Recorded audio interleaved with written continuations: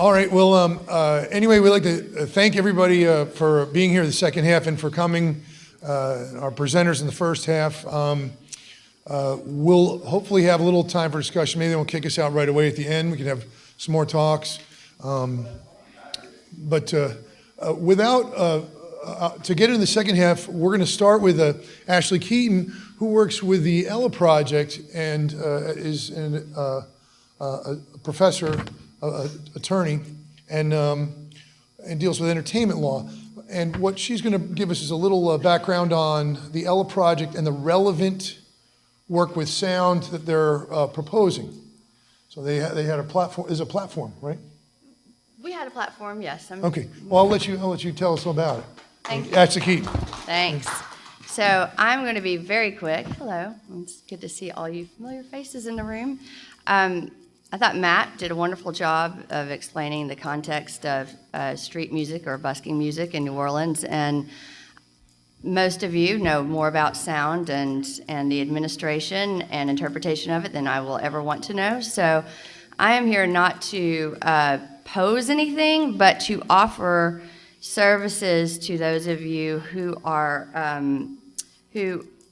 who would like to seek these resources, and also to offer the Ella Project as a resource to those of you who are not musicians, artists, and culture bearers. The Ella Project is an organization that I co-founded in 2004, late 2003, early 2004, and it has evolved into it was initially supported, it was a program of Tulane Law School and the Arts Council and Tipitina's Foundation, and has since evolved into its own independent, autonomous entity so that we can get into matters that tend to give rise to a little bit of angst for those who are at least quasi-city agencies like the Arts Council was, and so we can get into the muck without raising hairs. And basically, we have three tenets. We offer legal, business, and cultural advocacy services, but I'm here today to mostly to offer us as a resource for those who would like to become better educated about the existing noise ordinance and who would like to become more involved in community engagement when it comes to getting stakeholders, as Matt and others are referencing, into the room to talk to each other, engage in dialogue that is informed and meaningful and organized. And also to offer, going back to the legal aspect, more than just the understanding of the existing ordinance and the efforts, and I think we'll see more efforts at trying to establishing an updated ordinance, a new sound ordinance, I hope so. But for those who are affected or impacted by whether it's this ordinance or the any future ordinances that are related to the performance of music or performance of any cultural activity for that matter. Just the other day, so for example, if you find yourself in a position where for whatever reason, whether it's through police activity or through there's a myriad of enforcement or quasi-enforcement or alleged enforcement agencies in the city, and we won't get into what all that means right now because none of us have time for that. But I had a visitor from Germany contact me the other day. He was a musician, and he was cited. He wasn't arrested, but he was cited for playing after 8 at 8:30, and the citation said 8:30, and it took me a while to figure out where it came from, what have you. There was a language barrier, and this is someone who arrived about a month ago and is leaving in 3 months, and of course his court date now is pushed beyond the tenure that he'll be here. But the point of it is that he actually was not cited for playing music after 8:30. That's what he was told, and I believe him because he wouldn't really know to tell me that as a visitor, but he was ultimately ticketed for taking up space, on a public space on a sidewalk, which is something that is related to noise, right? Insofar as public performance, but doesn't arise directly in connection with a sound level or a violation of a sound level.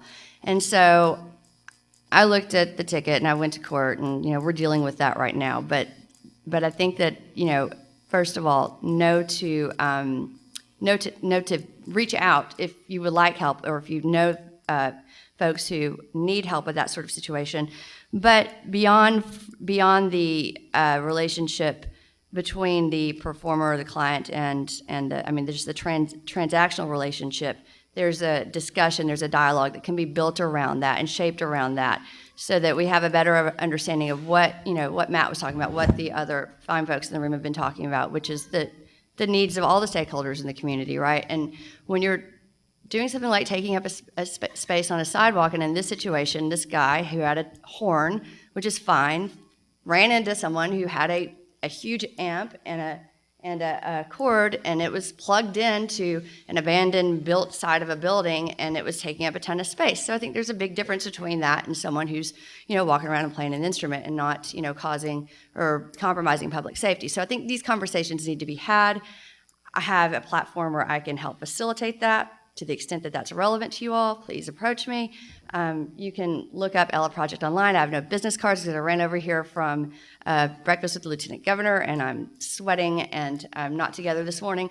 But you can find it online. It's ellanola.org. And thank you for having me here today, and I hope that I made up for the break time. Thank you.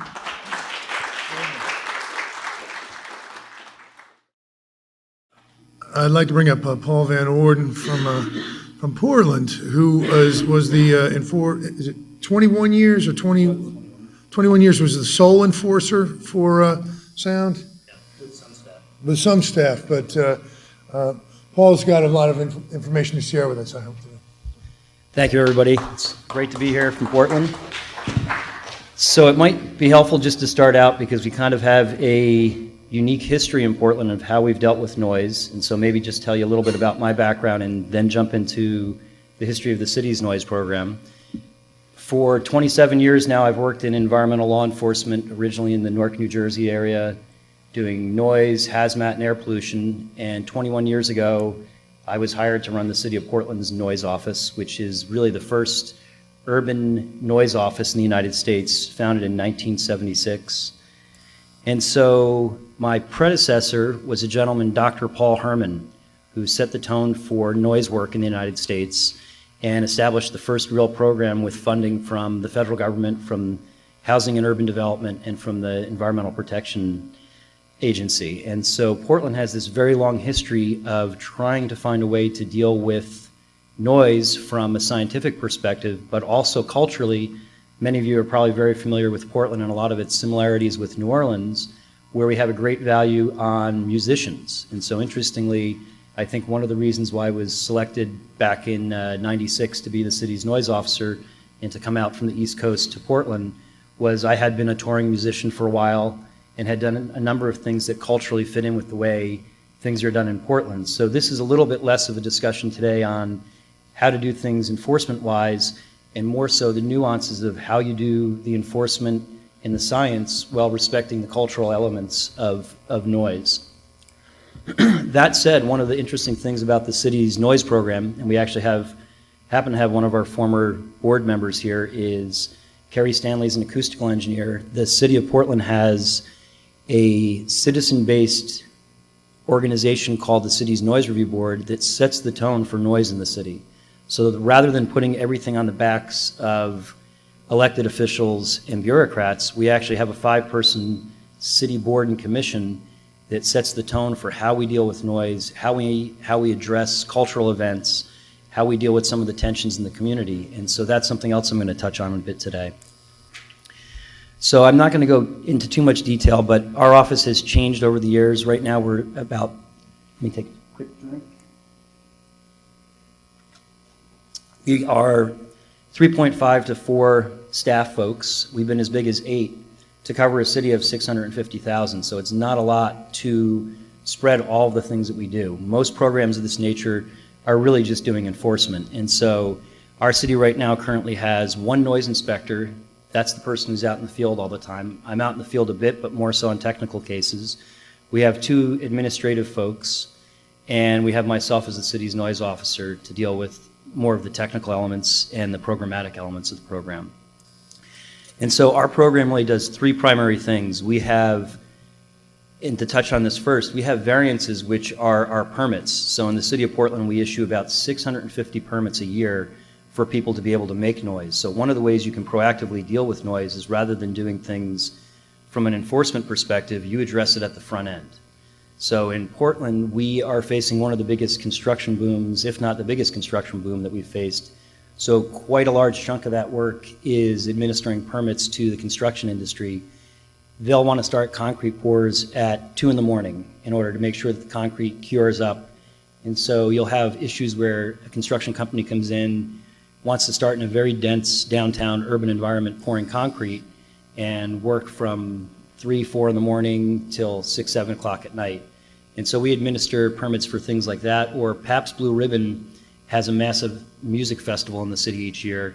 And several of the years they've chosen a location that's near all high rises. And so we work through the city's noise review board to hold a public hearing to involve the community in that decision-making process and to value not only the impact on the community, but also to realistically value the benefit of having cultural events happen in the city and the value that that brings to us in terms of the musical fabric of the city. So we have a unique approach that enables us to impact, in most of the cases, these are impacting very affluent neighborhoods where in lots of other cities, in my humble opinion, I don't think it would happen. But because of the way we approach the situation, we're realistic about how many times we're going to do things in a given neighborhood. We do have these vibrant events that are very loud and balance that out with the community having input, feedback afterwards. So that's our little bit of an overview on our variance process.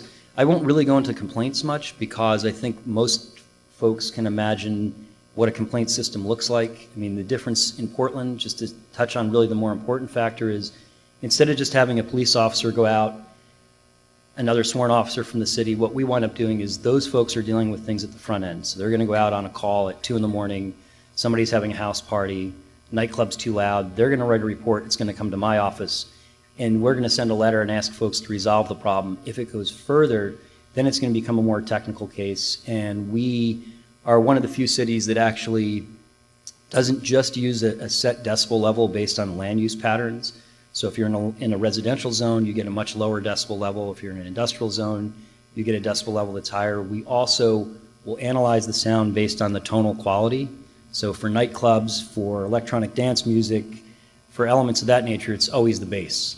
And so we are working with the police to determine if that's the problem, and then we'll come out as the experts and we'll set up mobile noise meters on the roofs of buildings, inside businesses, inside someone's home, and we'll have actual data to work on that complaint. So the city has a pretty sophisticated way to help the nightclub be able to make noise, but to also help the neighbors get some resolution. And then I touched on a little bit the city's noise review board, and they are this unique entity that offers the community an opportunity to have a voice when we're setting tone for changing the city code, for these cultural events that go on that are larger. So they really only see about 12 or so big events or big construction events. Of those 650 that I talked about, they mostly filter through my staff and I. And so what I really wanted to touch on a bit is, this is just an overview of what some of those variances are. Don't want to talk too much about that. Just as a quick funny note, the construction is so massive now in Portland that if you look at the bottom, 2016 to 17, that we're processing compared to the past, 29% of our permitting is construction compared to 10 to 15. And so the last thing I just wanted to touch on is really what makes things work, and kind of the magic of the city of Portland is because there's a cultural understanding of the fabric of music and events in the city, that we really are able to work through a lot of situations through more informal processes, through mediation, through meeting with nightclubs. Because I've also run a recording studio in the past, when I go deal with someone who's working in the field, if they try to offer a lot of, easiest way to say is if they're trying to basically BS the city, they have somebody there who actually knows what they're saying, and that's not the case, so we can cut to the chase and solve problems. So in a lot of cities, the nightclubs may try to convince a police officer, oh yeah, we've got a piece of equipment that'll keep that in check. So fortunately in Portland, we can just cut right to the chase and go, look, you really don't need this much bass for this genre of music. Let's do this. Let's bring in an acoustical engineer. You can't afford that right now. Let's see if we can do this. And so we really are able to more informally, because we have expertise in the city, instead of just somebody issuing citations like a police officer, we have ways to get problems solved. And so just as one little example, and I'll just stop there, we had a very vibrant bar in the city, and they were just a long, narrow bar with the back patio pointed out to a residential neighborhood. It had been a mattress shop for years, and there were no noise issues with the neighbors. The mattress shop, handmade mattresses, and closed every day at 5. And so this place is open until 2 in the morning. Music was not actually their issue. It was so vibrant that it was just human voice. And most of it was not from the patio, because the owners were kind enough to actually close the patio at 10, but it was just that loud that it was emanating out of the building. So we wound up working with the folks who owned it were really crafty and had a lot of connections in the city to manufacture and make changes to their building on their own. So we designed roof panel systems and wall panel systems that basically absorbed a lot of the sound, improved the issue not only for the neighbors, but interestingly, they were having problems with turnover with staff because the staff were tired of how loud it was in the acoustical environment they were working in. So things like that are really not commonly available in other cities, but have kind of been the magic of why I've stayed in this job for as long as I have, for 21 years, because every day is a different day. And also is so rewarding because we can actually solve things instead of just locking down into an enforcement mode. But when we do have to get into the enforcement mode, we can issue tickets up to $5,000 every half hour until the problem's solved. So the reality is we have a system that I think works. It's pretty unique, and it's been great for 21 years to be able to lead that program. Thank you.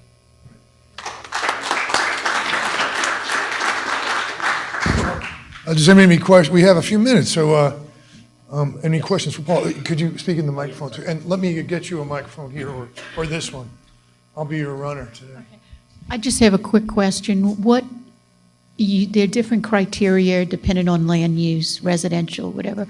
So what is your criteria, what is decibel level for various uses that are acceptable? So baseline levels, purely residential neighborhood is 55. 55. 65 would be a mixed use zone. So if you're in an area that is commercial, ground floor with residential above, and this is a little bit of a oversimplification because sometimes there'll be different land use patterns where it's a little bit off. So this is the overview.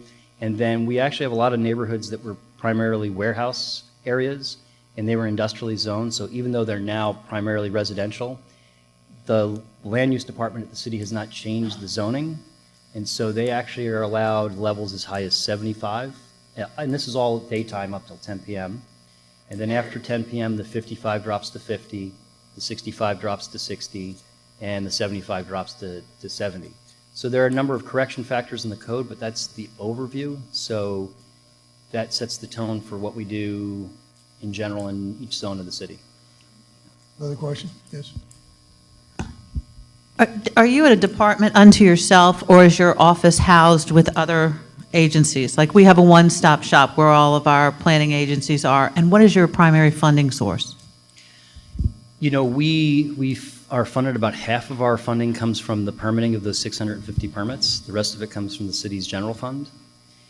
The agency that I'm in is very unique. It's the city's Office of Neighborhood Involvement. But I have bounced around in my 21 years at the city. I have moved 19 different offices in 21 years. So noise is one of these things that it's hard to figure out where to put it. So I've been in the city's building department in the past. I've been in the Office of Neighborhood Involvement one other time, almost moved over to the police bureau. So it's tough. Rather than being an orphan program, which is what I kind of call things that do that. Would it help you to have a permanent location within your Office of Community Development or something so that you can build capacity? You know, I think that's where we're at now, because I've been in City Hall and then out of City Hall and I'm back in City Hall. And just politically speaking, that's a sign that they realize with the density that the city is facing, it's an important issue. So I think we're in a good position right now. Okay. Thank you. Thank you. Great. Next up, we're going to have Sarah Babcock from the New Orleans Health Department to tell us a little about what's been going on and what might be going on. Good morning. So I am Sarah Babcock. I'm with the New Orleans Health Department, and I oversee our Soundcheck program. And I apologize that I had to bring my tiny helper today. You may hear squealing outside. My team is out there trying to control him right now. I apologize if he comes running in. But it's just one of those days. So I'm going to talk a little bit about our Soundcheck program. And as Paul was mentioning, similar to their program, we also have 3.5 FTEs in our program. I am the half because I oversee a bunch of other things at the health department as well.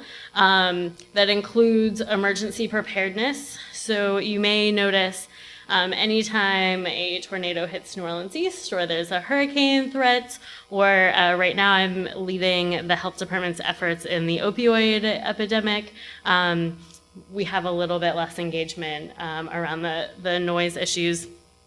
But our team works on not just sound itself, but on healthy environments.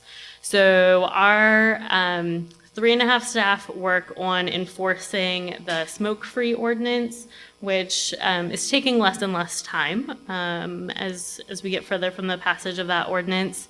We also work on education and enforcement of a number of public health nuisance things. This includes homeless encampment cleanups, rat issues, mosquito issues, some other, like when you have someone just throwing garbage and food items out like behind an alley or in their yard, and it's creating a rat problem or other things. My team addresses those. And then finally, education and eventual enforcement of the noise ordinance through our Soundcheck program. So Soundcheck was created in 2015 to be a public health approach to sound safety. And just to be clear, everyone on my team has a public health background. So we are not people who really have a firm backgrounds in how sound works. We have learned that, and we are really trying to approach this as a public health effort.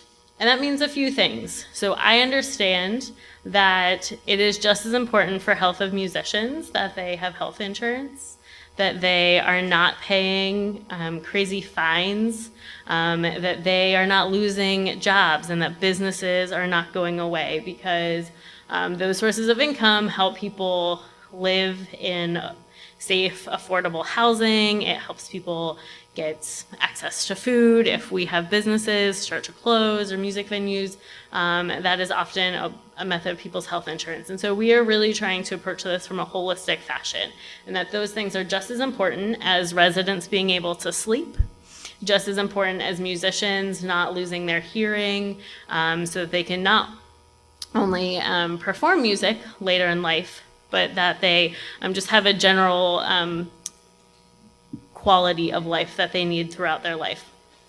So we do a number of things. Just like Portland, we also approve special event and noise variance permits. So special event permits would be when someone wants to hold a race, they want to hold a party, something like that. We do approve or disapprove those. And we provide noise variance permits for construction that's happening late at night. I will say, Portland, it showed they had almost 700. We do like dozens, not hundreds of those each year. We started with an education program 2 years ago now, and that primarily started in the French Quarter and Marigny area around Frenchman Street, but it has been expanding over the years. We've also started providing sound education to music students and our future musicians. So Tim right now is actually at one of the high schools meeting with a marching band, especially as we get closer and closer to Mardi Gras.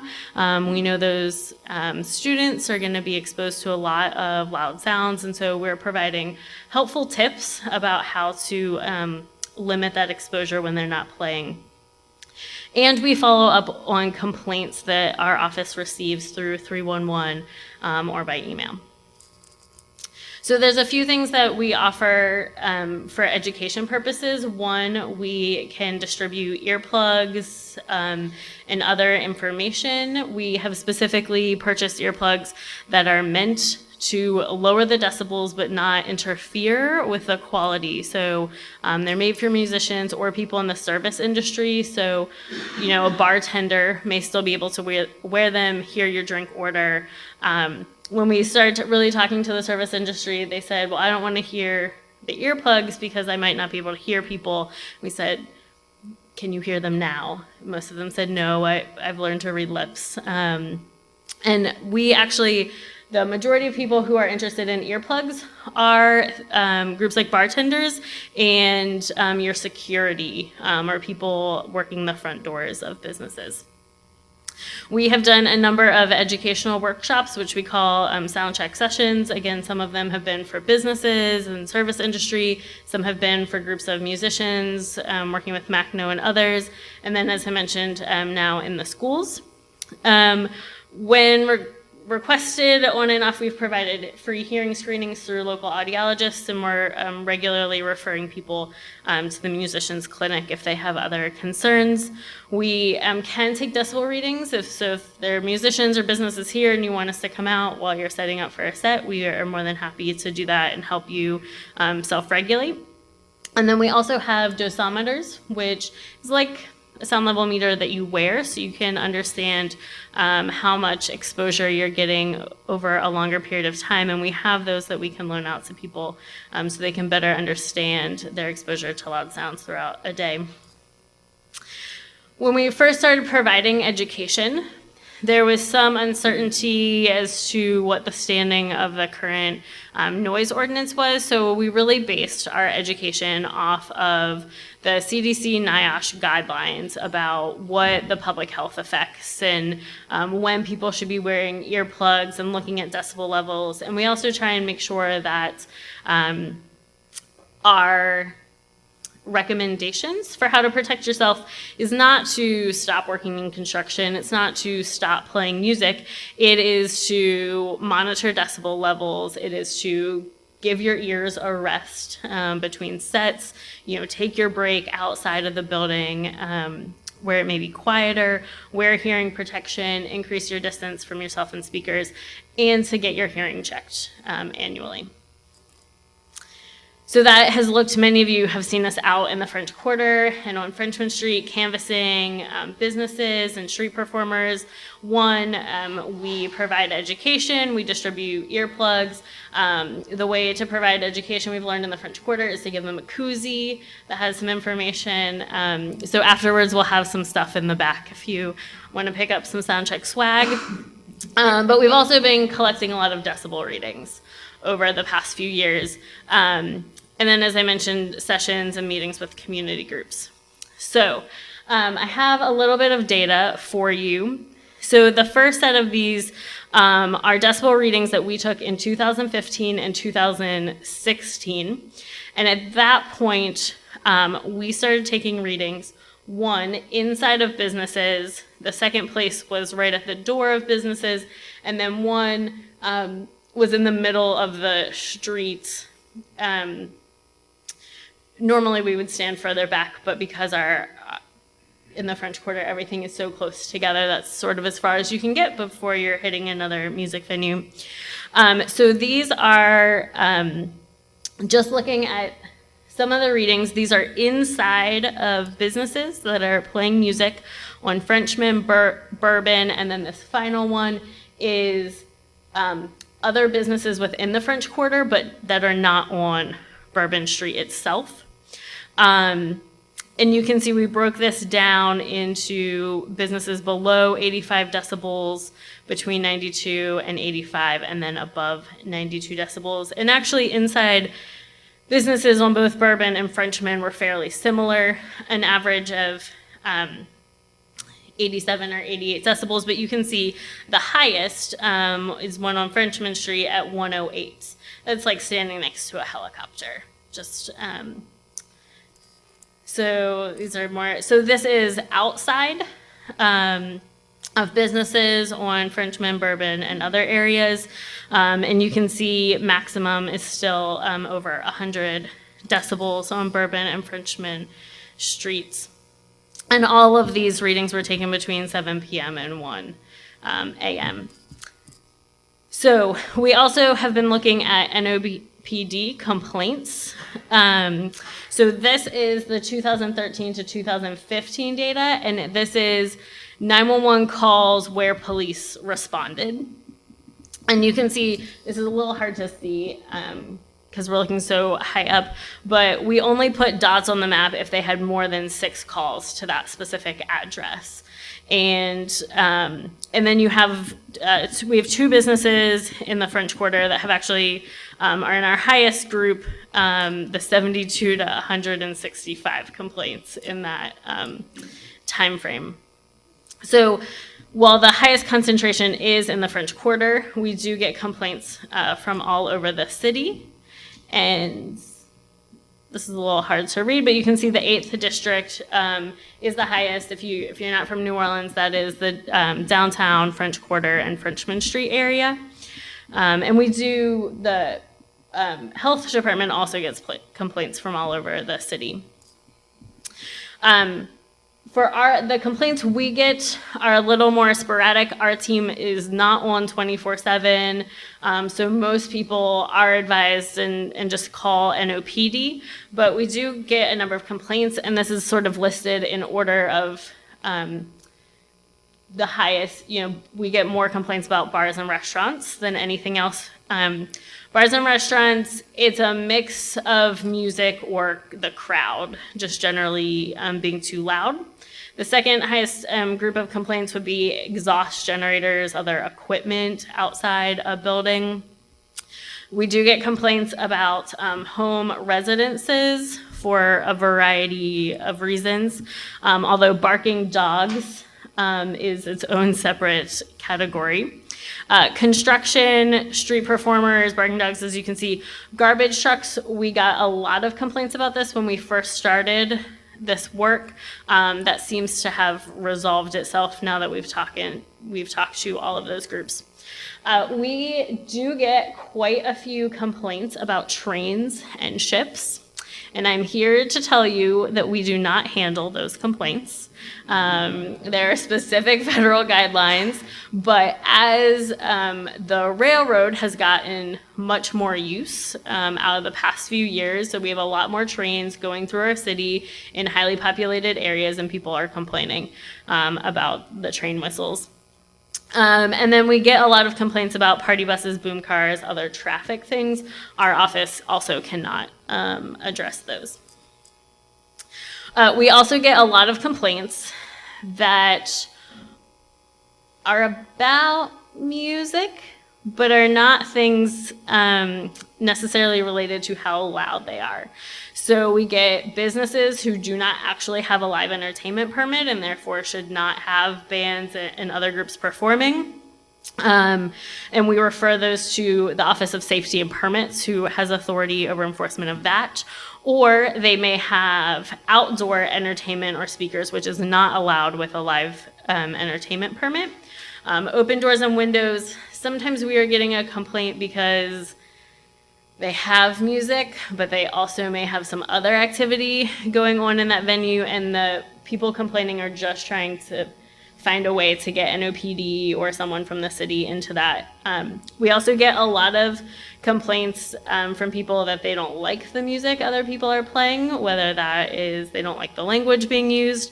Our number one complaint in the French Quarter regarding street performers is that businesses are annoyed that street performers only play 2 or 3 songs. And they play the same 2 or 3 songs all day, every day at the same location. And we do not address any of these things. We simply are looking at decibel limits. This is a little hard to read, but I just wanted to talk about the noise ordinance for a moment. So we first started this project really looking at the public health impacts and working on sound education with hopes that City Council would pass a new ordinance. and that has not happened. So this year, we've been working, especially with the police department and Commander Gernon's team, to look at, is it feasible to actually enforce the current ordinance before we start doing that. And there's a few things we think we will be able to enforce, and there's a lot of things we probably cannot. And there's a number of reasons for that. So the ordinance is very specific about that you have to take a reading for 10 minutes. So when we're talking about like street performers, no one's playing for 10 straight minutes. You also cannot go 10 minutes in the French Quarter, a downtown area, without an ambulance going past or a loud truck or someone else just coming by with a drum. So it's very difficult to take those readings. So there's a number of issues related to that. We also the current land use categories no longer match the new zoning of the city. And so this has made it extremely difficult for us to enforce. And we have not been able to come up with a way to measure ambient noise level on Bourbon Street to then measure if something's 10 decibels above that. Finally, there are some things we are, just so you know, if you call us about barking dogs because of the language of this ordinance, we're not going to enforce it because there's a number of things here that aren't going to stand up in court. So we are currently in the process of trying to determine what may be enforceable and what will not.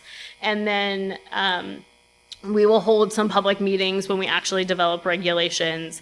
And then, as most of you know, we have a new administration and new city council who will be starting in the summer. So we'll wait to see if any changes with the ordinance come from there. And if you have any other questions, this is our information.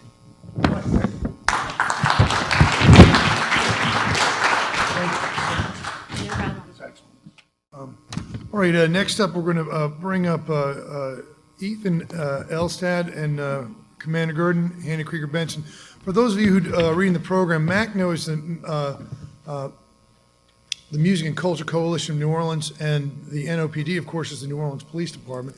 We're going to hear a little about what they're working on. Now, Ethan, did you email me a presentation? I can't remember. Okay, great. So we don't need this. Great. I should find a picture of something nice. We look nice. Yeah, right. There. That looks good. I like that. I mean, Ethan and Hannah, they look nice. I'm sorry, who? Oh, yes, Renard Bridgewater is here with us as well. So, anyway, so please go right ahead. And here's this mic. Yeah, let's give you the other one too. You got it? All right, perfect. Good afternoon, everybody. So yeah, we don't have a PowerPoint, so either you're welcome or I'm sorry, whichever way you want to take it. We are the Music and Culture Coalition of New Orleans.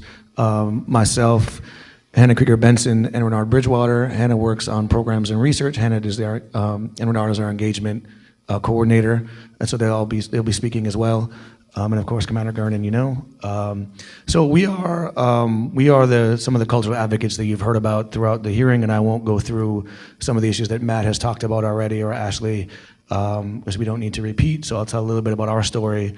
A lot of you know it, but for those that don't, we've just celebrated our 5th anniversary. We really grew up in a space around. Actually, in the run-up to the Super Bowl about 5 years ago, there was a perceived crackdown on music venues, and there was a large meeting held by musician Kermit Ruffins at one of his establishments on Basin Street, and several hundred people came out, and it became clear that it wasn't just an issue around a few music venues losing permits. There were a lot of systemic issues that were involved, and it went from issues around zoning to sound to vendors, and so we kept meeting weekly and slowly evolved into an organization. And so now we are a nonprofit. We do cultural advocacy. We also work sort of around the intersection of culture, policy, and increasingly social justice issues as well, around affordable housing, sometimes around criminal justice reform. But we're here mostly to talk about today around issues of sound and street performance. So one thing that we became very clear as we did our work is that street performers tend to be people that are not plugged into a lot of the larger systems, right? They're people that either are coming in for part of the year, or the people that are performing sort of on their own, right? By definition, street performers are often very individualistic, and so getting them plugged into a system and getting them sort of in a coalition can be difficult. So one thing that we did is create the Guide to Street Performance, which distills all of the issues around street performance into a pamphlet that we give. We've given about 2,000 of these out to performers, to businesses, to enforcement agencies, so that everyone's on the same page when it comes to laws around street performance. It talks about sound levels.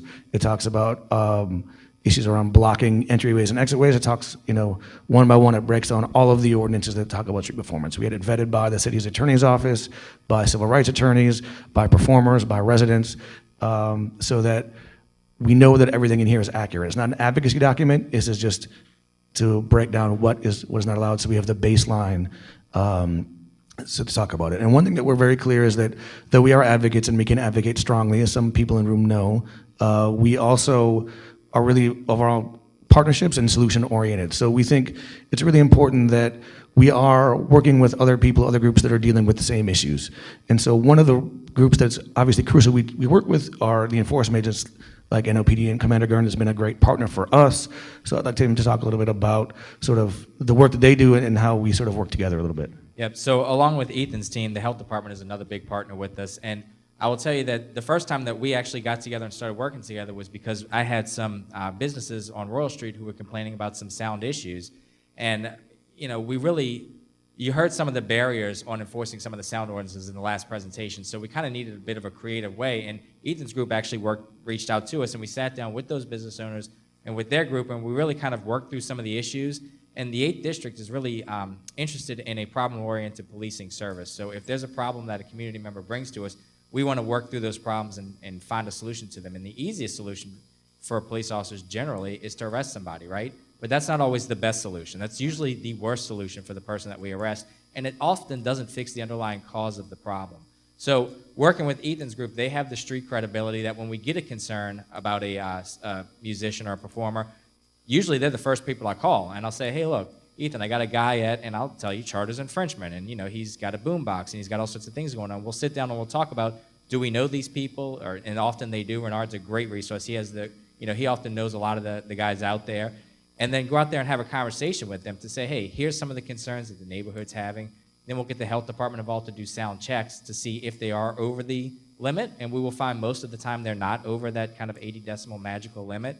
So I'm able to go back to my businesses and my residents and say, well, these people are or are not over the limit, and then they can kind of keep working with those people to find reasonable solutions to the problems that person might be creating for somebody who lives next door, and to work with that person and the residents in the community to kind of find a solution to that doesn't criminalize music and criminalize sound, but that also addresses the concern of the community member who called us in the first place. Because if you call the police about something, you expect something to be done. Well, the something to be done, we think, that's a better solution than the instant arrest or summons, is to work to fix the absolute underlying problem so that they're not out there tomorrow. I mean, we're not going to arrest people, we're not going to arrest our way out of this problem. Because if you arrest somebody for this, they're out tomorrow, they come back out there, they're going to do the same thing. So instead of arresting people, we really want to find some of those solutions. And since I've been here, we haven't written a summons for any kind of sound ordinance violation. And for those of you that were concerned, the band at Bourbon and Canal is back. They're out there a couple times a week, and they usually migrate through the quarter back down to the Marigny area. And a lot of that is because we're coming to an understanding. Ethan's pamphlets are in my station, or Mackina's pamphlets are in my station, and we encourage our officers to work with them to find solutions to those problems rather than criminalizing sound. So Hannah, Renard, do you want to talk a little bit about sort of specifics, issues that we have dealt with? So one of the biggest underlying issues, of course, is misinformation or lack of information, and that's where the pamphlet has come in handy. I mean, the reason it was created was just the amazing lack of understanding of what the laws on the books are, what people's rights are, what their responsibilities are. One example that I use is one musician who told me that his friend told him that you had to go to WWOZ to get a permit to play music on the street. I was able to eventually untangle the fact that that's because OZ is in the same building as the French Market Corporation, and you do need to register with them to play in the French Market area. But again, it was like this game of telephone, and then that was the outcome. So that's kind of the basic level. And then of course, it's a lot of information for law enforcement folks to know as well. And so rather than just expecting that law enforcement folks would know the ins and outs of sound ordinance, we wanted to make sure that the information was easily available. So that was the creation of the guide, and it certainly seems to have helped quite a bit. Again, I mean, one of the underlying things is, you know, as was mentioned, not criminalizing music and musicians. You know, to try to ensure that the conversations around music and culture also include the threads of cultural heritage and identity and cultural economy, as well as, you know, having musicians listed on a list of nuisances, because when music and musicians are only talked about as nuisances and something to be sort of managed, that can go a little bit too far. So we try to make sure that the importance of the musical activities are also being honored as well. And for the last year or so, we've had Bernard to do outreach full-time, which has been amazing because, as was mentioned, street performers tend to be very individualized, and making sure that folks have access to the resources they need so that they, in the end, can be good actors, because that is the crux of it, is that everyone in the densely populated cultural economy has to be a good actor. And the social contract and the self-regulation and the self-policing and the relationships that are built there are really what make it work and make it flourish. I feel like you can add to that. Yeah, I think that in addition to dispelling those myths and rumors, a lot of my work kind of sits around disseminating that information. Like you heard Ethan said, us giving out 2,000 street performance guides, in addition to putting those in businesses not only in the French Quarter, but within uptown New Orleans area, and just overall building a rapport and familiarity with those street performers at the end of the day. Like you heard Commander Gurney said, 9 out of 10 times we usually know those individuals, regardless if it's a brass band musician, a tarot card reader, a calypso tumbler, whoever it might be. We usually have those different individuals and have those relationships already built. So if he comes to us and say, we know somebody at Frenchman and Charter, say, okay, I know X, Y, and Z.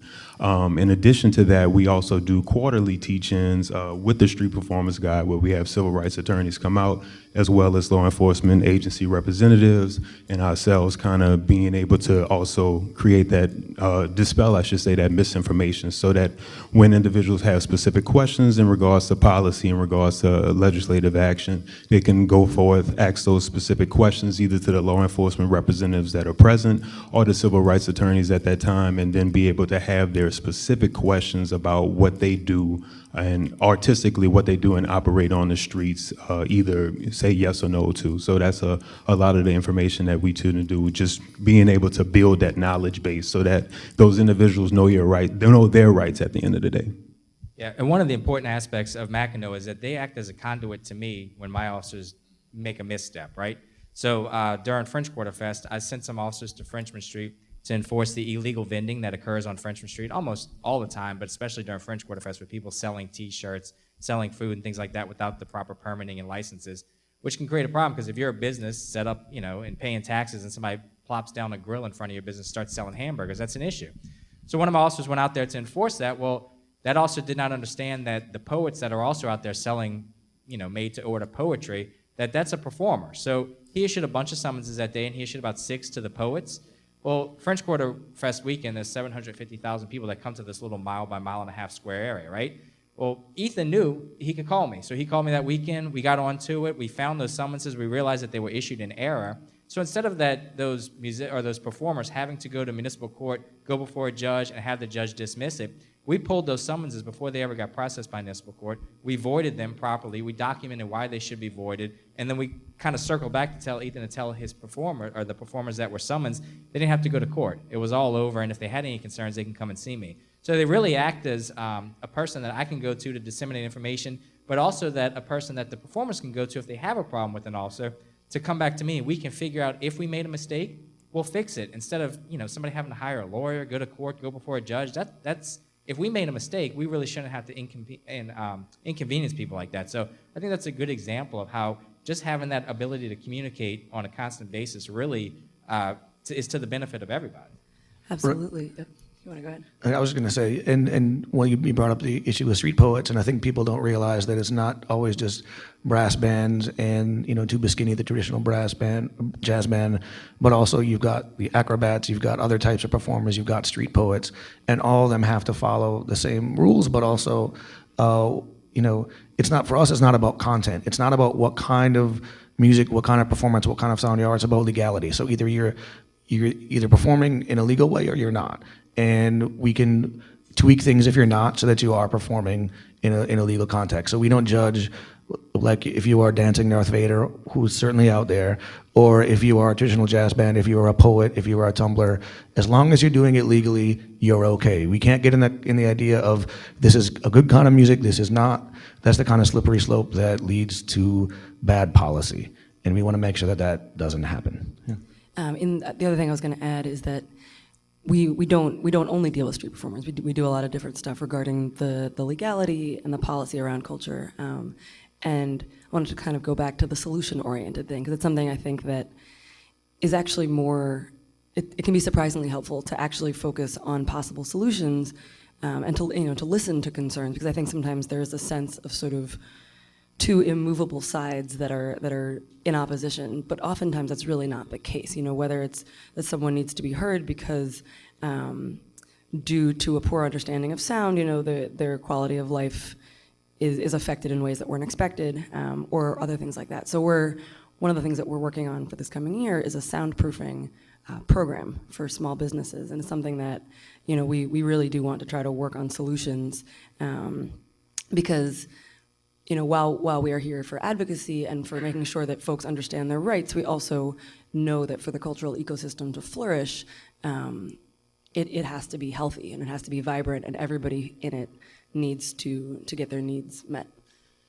Yeah, and I would say, we are advocates where we partner, but we're also advocates. So even though we partner doesn't mean we're always going to agree on everything all the time, right? So we work where we have mutually beneficial areas. And certainly the planning commission, we have a similar relationship, and we reserve the right to disagree, right? But we also want to make sure that people's rights are protected and people out there are doing it. And if we can disagree cordially, then we can figure out a solution. And if we need to advocate a little more strongly, we can do that too. But really, it's to everyone's benefit that these issues get resolved, because I think the thing that comes a lot, these issues are often cyclical. So the same things that have been brought up 20, 30 years ago are the same things that we're dealing with now, because they've never been actually resolved, right?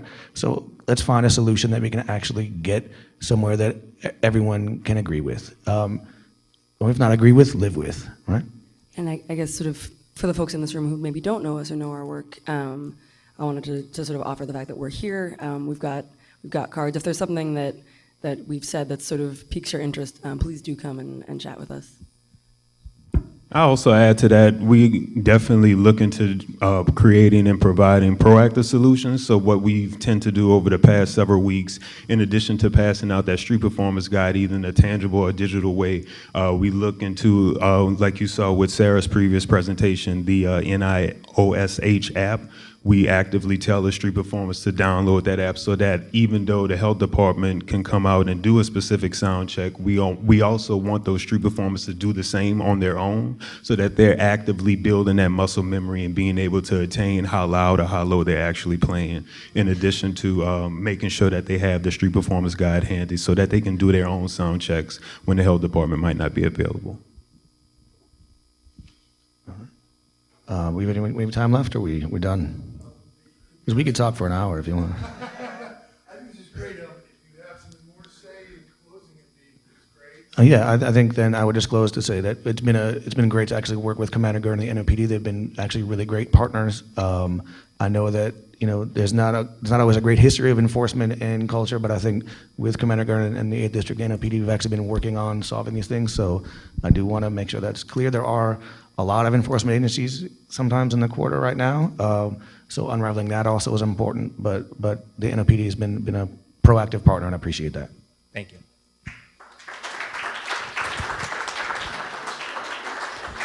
Josh, thank you. Slideshow. We're almost back on schedule. Okay, and please, we look. Thank you. Thank you. Hello, everybody. If you're not familiar with the New Orleans Musicians Clinic, we offer some health care for all of our musicians and culture bearers here in the city, and we've been doing this since 1998, so next year is our 20th anniversary. So hopefully you have heard about us. And the Assistance Foundation is the nonprofit portion of the clinic. We cover the clinic, and we offer programs such as our Save Sounds program, among many other wellness programs that we offer. So in 2012, on February 26th, we launched our Safe Sounds program. We met at Snug Harbor with a lot of experts, national hearing experts. People from PAMA came, which is the Performing Arts Medical Association, which is a group we work closely with. We invited all of the musicians in town, sound engineers, club owners, the radio stations, just to come and learn about what can we do to make this city to become user-friendly for our musicians and for the fans as well. We wanted to give educations and tools to protecting those musicians and everybody who goes out to hear the music. The Safe Sounds New Orleans sound advocates for healthy sound environments with the goal of making New Orleans the nation's #1 acoustic-friendly city. This is going to be very difficult, as a lot of our buildings are very historic. Right after this, we went out with a group of musicians and hearing experts, and we went into 2 different clubs on Frenchman Street. We went into DBA, which is a very sound-friendly room. It's a listening room, for the most part. Half of the room is. The other half is the bar. And we did sound decibel readings with no music happening, and the ambient noise level in that was probably about 40 as the bartenders were getting ready and whatnot. Then we had some of our street performers sing acoustically, and it maybe got to about 80 decibels. It was a beautiful sound. We went down the street to another club. I think at the time it was called the Maison. I'm not sure what it's called now. The ambient noise in that room was 80 decibels without any music, without any crowd, without any, it's just the ice machines, the AC, the bartenders getting ready.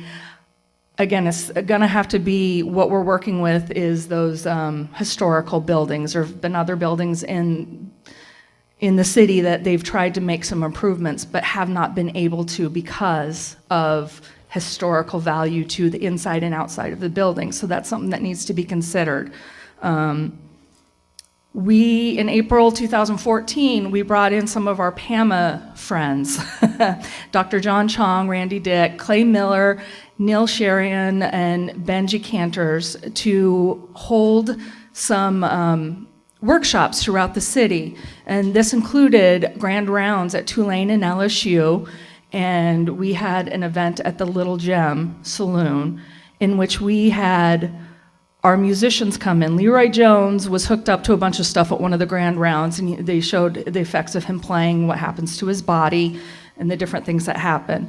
John Grow and Hot 8 Brass Band played at the Little Gem and also talked to everybody that was there. Hot 8 Brass Band, we took their blood pressure before they started. Said, go to town, play like you're in the middle of the street, your second line, and go to town, whatever level you want. And they did. And then after they played 3 songs, we took their blood pressure again, and it was up through the roof.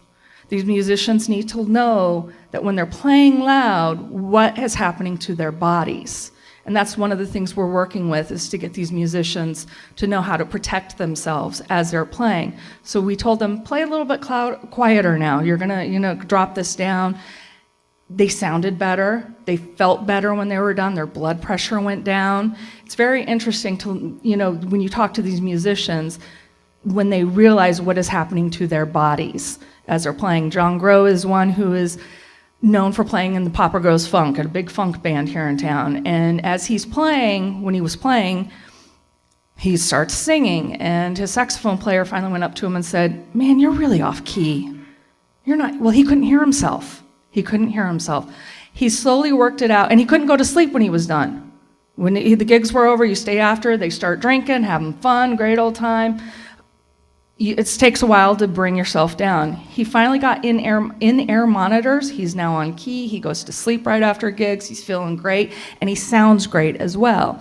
So these are things that we're slowly educating our musicians on, is how to take care of their bodies, because you're not going to look at the sun without closing your eyes. And you don't have your earlids, but you can have the proper hearing protection.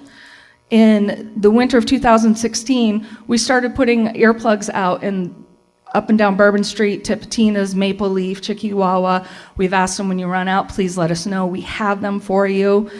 We take them to all of our outreach events, and our earplugs are also branded to offer some advice, simple advice, such as turn down the volume, take a break in a quiet space. We've all heard this already today. Never stand in front of a speaker. And wear hearing protection. It's even at restaurants. Some of the restaurants here in town, the volume goes extremely high when there's a lot of people and they've been drinking and grand old time. Volumes need to come down just a little bit everywhere. In 2017, with part of French Quarter Fest, and the Recording Industries Music Performance Trust Fund and the AFM Local, we handed out earplugs to the attendees of the French Quarter Fest. We did this just in Jackson Square, and we probably handed out more than 500 earplugs.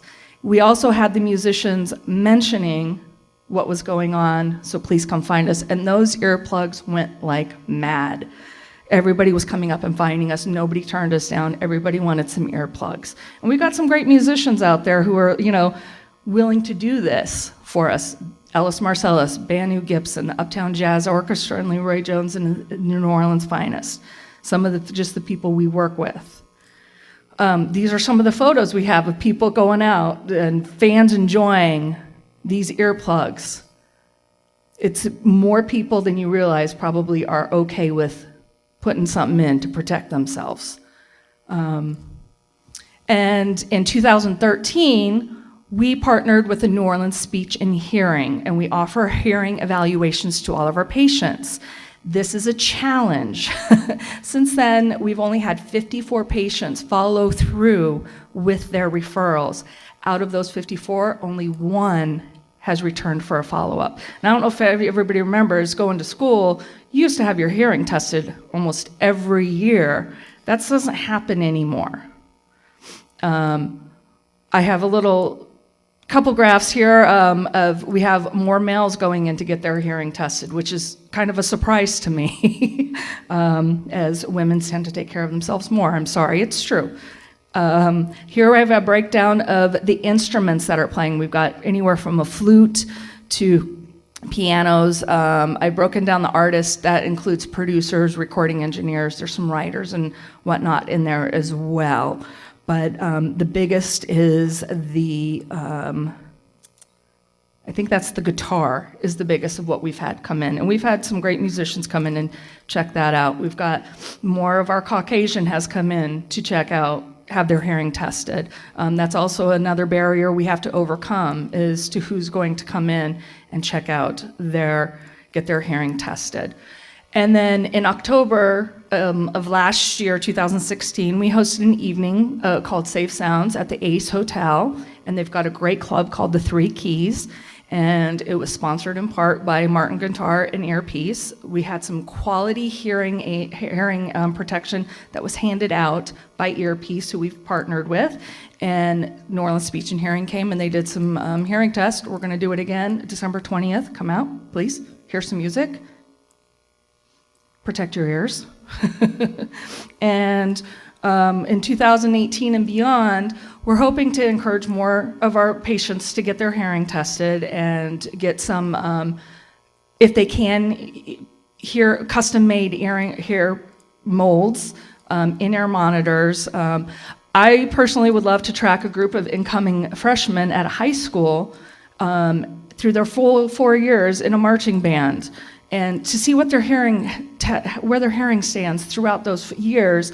There's a high school here in town, it's the oldest high school in town. Their music room is a concrete room at the top of the school. We can't do anything to sound baffle it right now because it's an historic building. And a lot of those students are losing their hearing before they graduate. So there's a lot of stuff that we need to do to get this practiced through. We can start even with university students, as a lot of those students, when they're practicing their music, they're in small rooms, hours at a time. And we need to educate them as well, because if they graduate from high school and they graduate from college in a music program, their hearing could be gone. And that's why when they go to play clubs outside, in the music clubs on the street, the volume goes up because they can't hear anything. So we got to start with the education, basic education of hearing loss and prevention. This is one of the books that we hand out to our musicians. I have copies of it. It's by Dr. Marshall Chastain. It's a very, very easy read. It's quick, and we encourage our musicians at all of our events to take a copy and listen. I have some if you'd like to take some as well. Thank you. Thank you. Thank you very much. Wonderful. Next up, we'll have Gary Seabine, who is also a soundscaper. We're going to be returning back into soundscape and application. Let's see if I've got that right here. Where was yours? It was niches right there. I got it.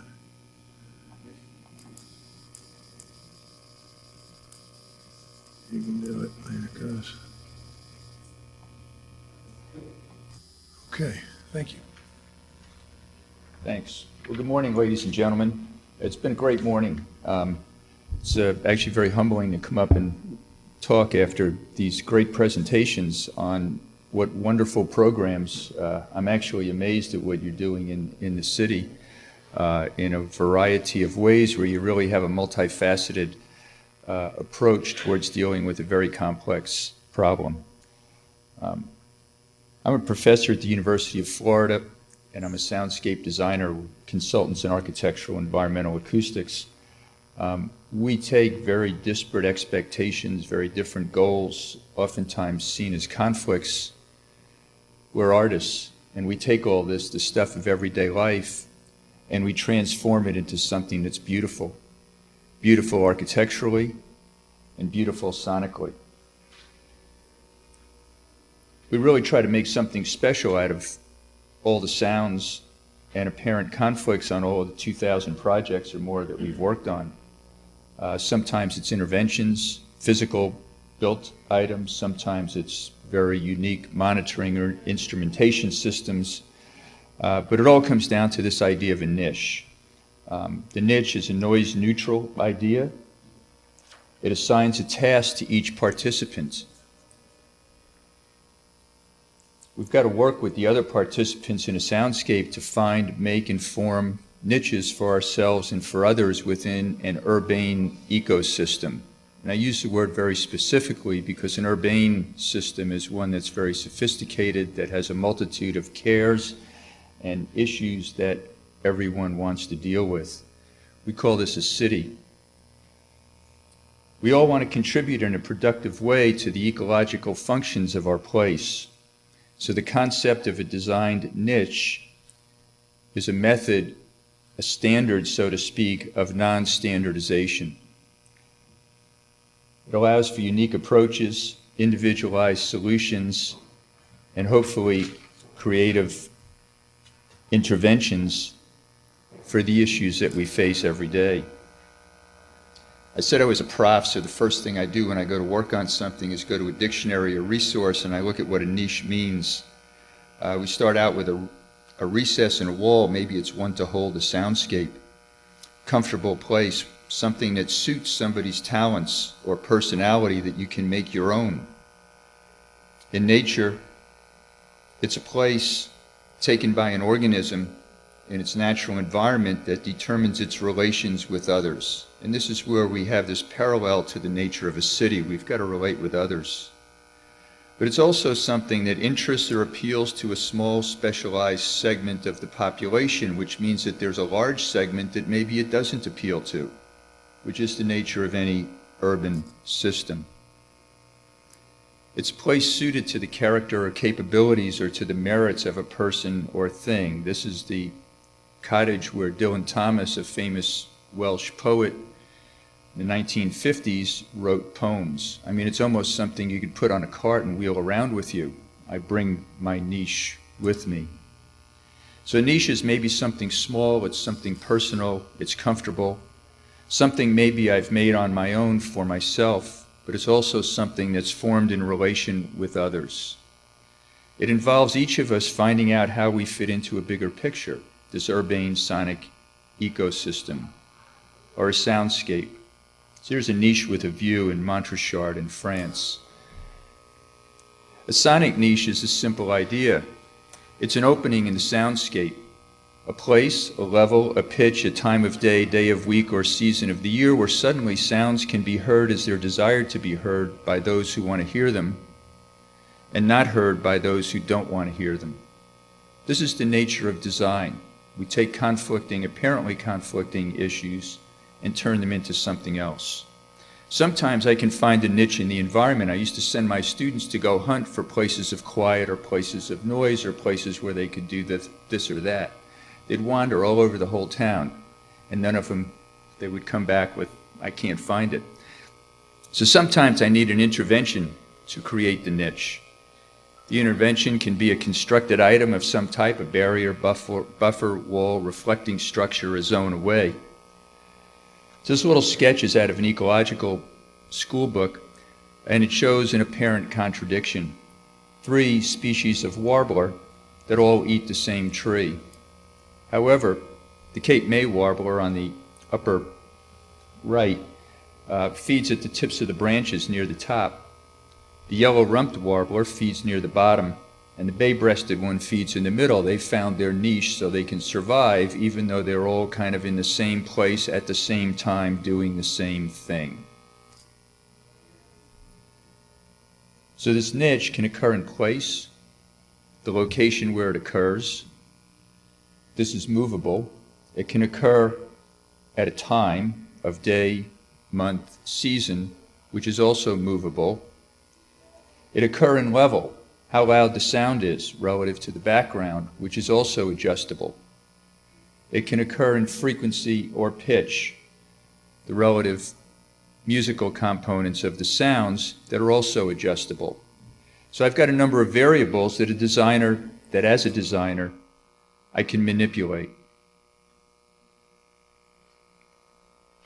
So the idea that this is related somehow to systems ecology and that the city is related to an ecosystem where a given species can undertake activities for their own benefit that also benefits the ecosystem as a whole. And my sense from what I heard this morning was that many of the programs that you've already worked with certainly has a deep appreciation for this fact, and that you're really looking in a way to nurture this idea of a participatory urban soundscape evolving continuous design process that is continuing to move forward as the city grows. And I think it's a wonderful effort because I have to feel as though I'm a part of an acoustic community to buy into this concept of a niche, that somehow my sounds and activities, whether I want quiet or whether I want to make music or whether I want to make a boat or pound metal or whatever I'm going to do, are ecologically linked to the well-being of the city and are fundamentally important to the life of the urbane ecosystem. In other words, that I have a role, each one of us has a role in this system. So I might carve out a niche. The sonic niche is about trying to find places where new sounds can occur by understanding what sounds are there now. We exist within a context. I think somebody had talked about this earlier this morning.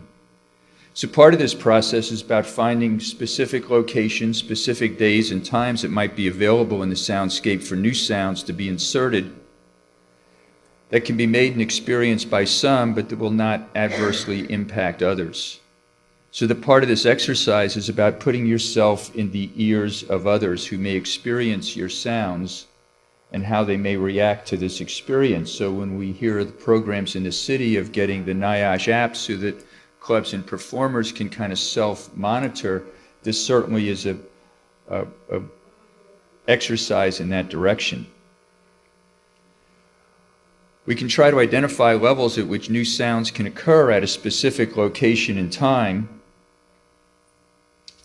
and how they might be reacted to by others.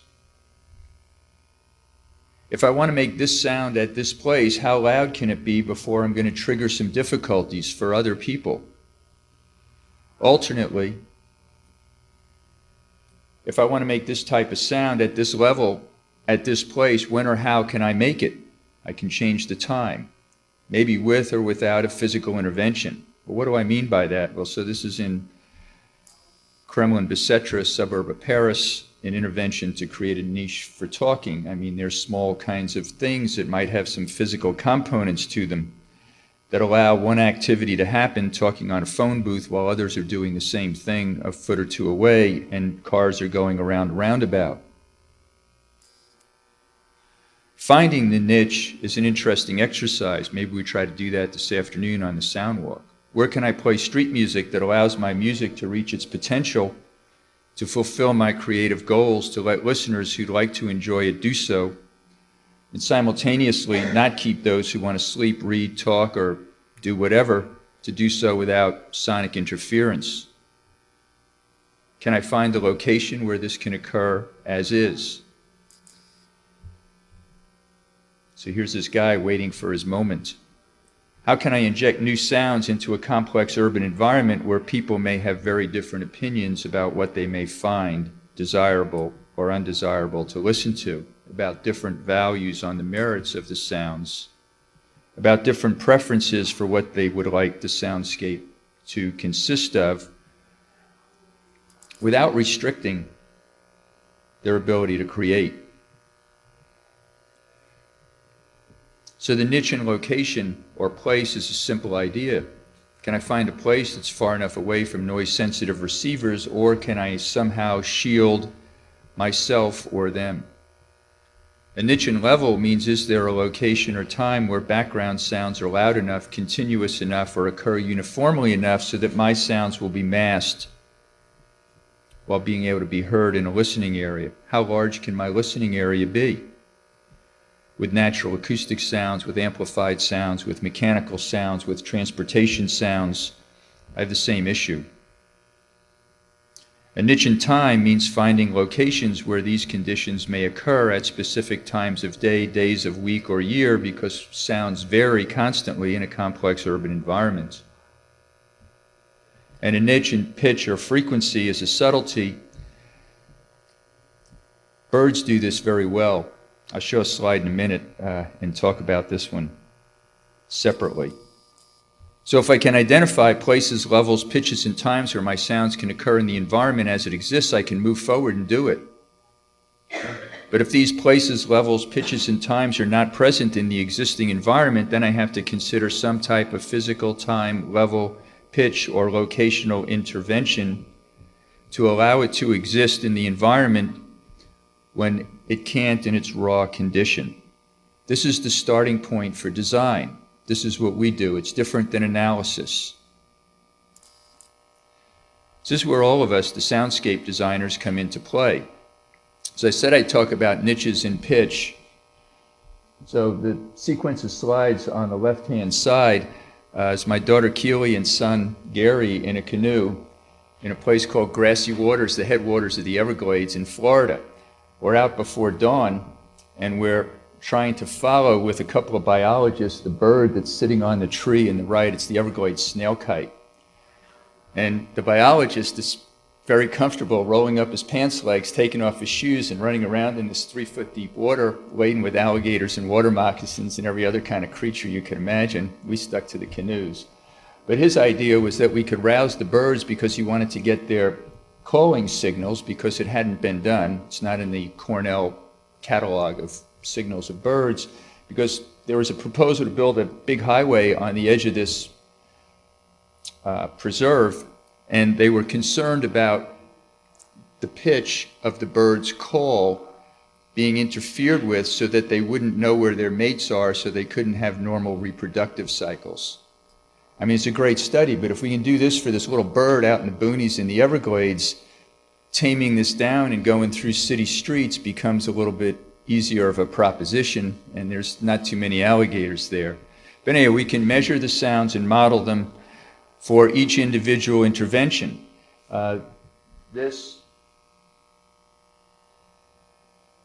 We provide full-scale simulations of sound. So we mock things up at time, at place, at level, give people questionnaires or interview them while it's a proposal still under consideration so that it can be modified and adjusted by all the participants in the design process. Because design is something that evolves subject to critique and review. It's not something that's just done.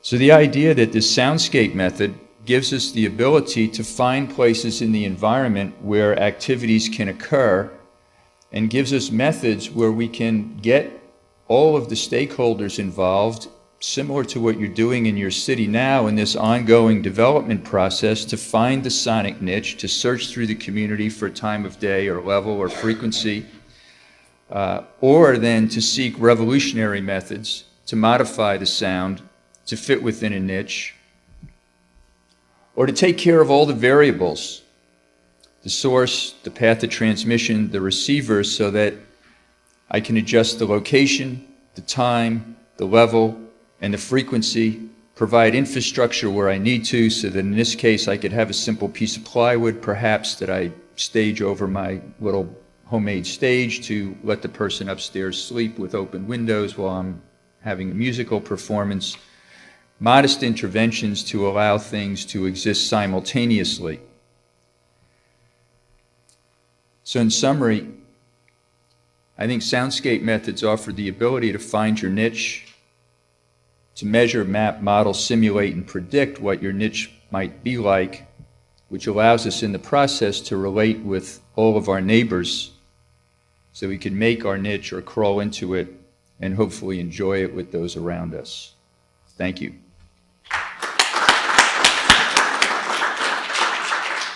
Thank you, Gary.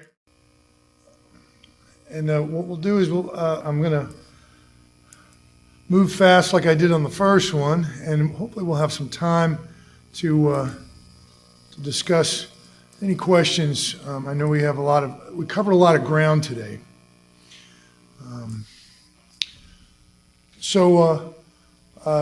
Yeah, I think we've gone through quite a bit from a lot of nuts and bolts, hands-on, and what seems, I think, to some people a little more theoretical or academic.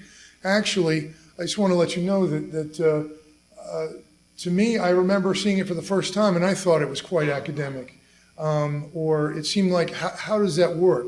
It turns out that it does work, and I think there's a lot of applications. We didn't get to a lot of applications today on what Gary was talking about, or Brigitte, or Bennett, but it does work, and part of it was utilized in some of the earlier studies to produce some results here.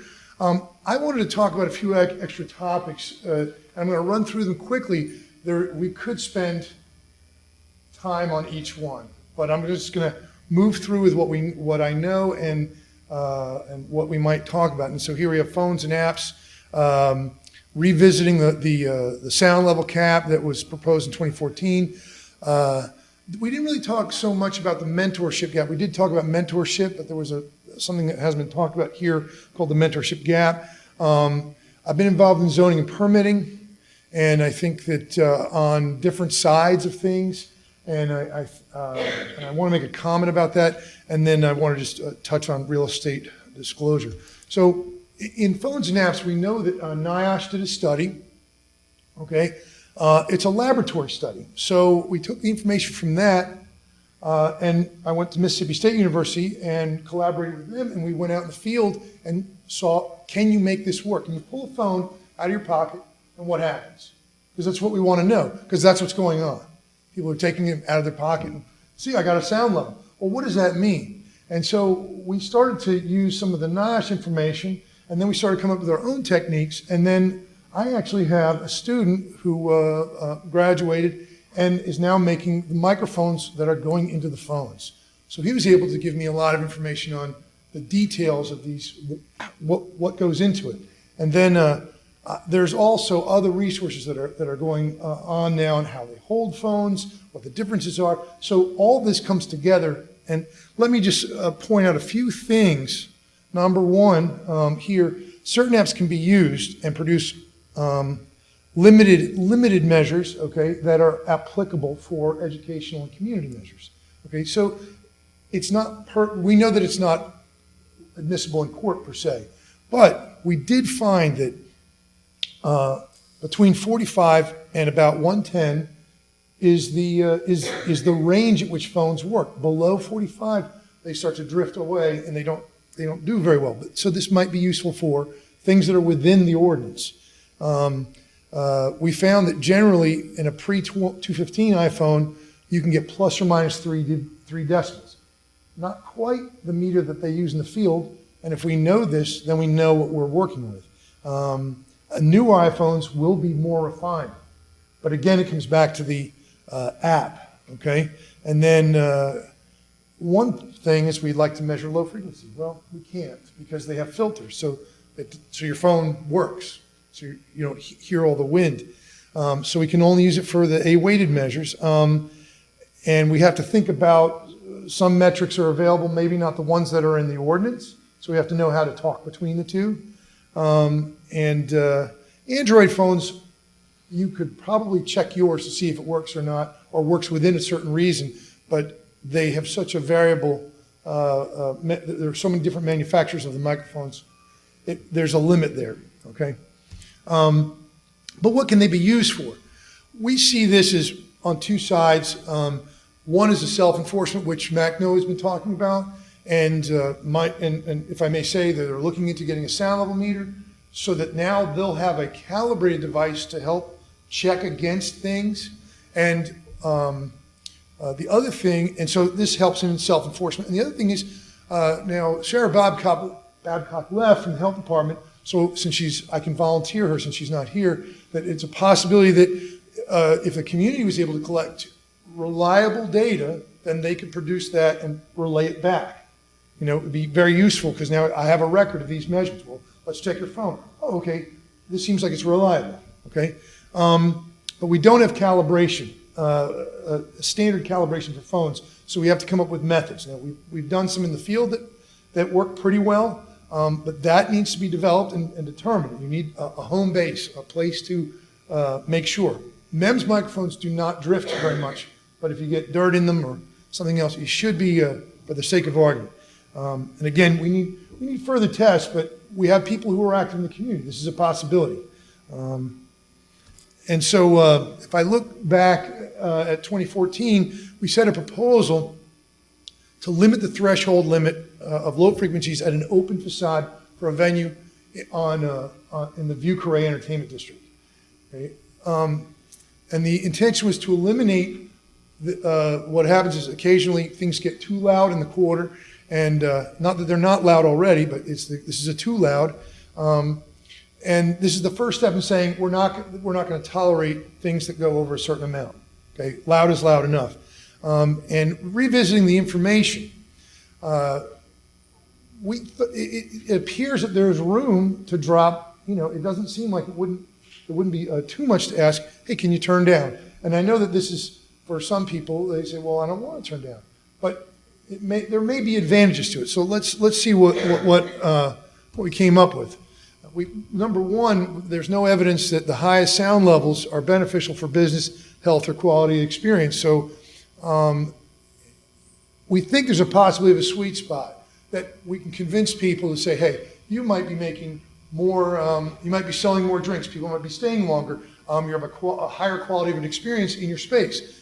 Some people don't want to hear this, but those that do will benefit, okay?